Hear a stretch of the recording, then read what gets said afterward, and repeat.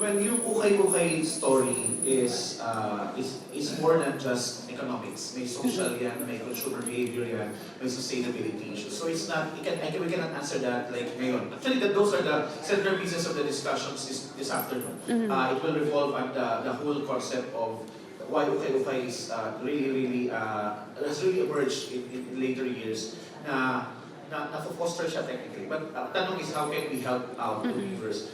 I think I intimated to you a while ago that the Philippine textiles cannot really compete pag ang pag-uusapan mo ay mass, super mass, and I'm referring to pure cotton, pure polyester. The fact that we incorporate our natural fibers is the start of the conversation where we own the textiles that we produce. So when we own them, ibig sabihin, we have signatures, literally and figuratively, in those textiles or yarns. Ito yung pwedeng magamit ng ating handloom weavers such that it technically bears the insignia or the signature of the Philippines as far as those are concerned. What we want to do is that i-manage mo ang scale but not to the extent na masyado siyang mass na babagsak yung presyo. Otherwise, as I said in my speech a while ago, if you pull down the conversation to conversation of cost, talo ka na agad dyan.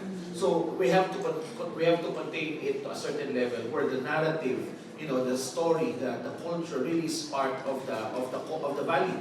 Otherwise, kung pure material cost yan, medyo tagilid talaga tayo. So I think that's the interface that we have with the weavers. They have the story, they have their techniques, they have their narratives, and then we blend that with parang properly and economically and even commercially viable materials as a medium of their creative expression. Such that in that way, we can keep the Philippine textile, especially the handloom woven products, at a certain age and a certain scale. Not too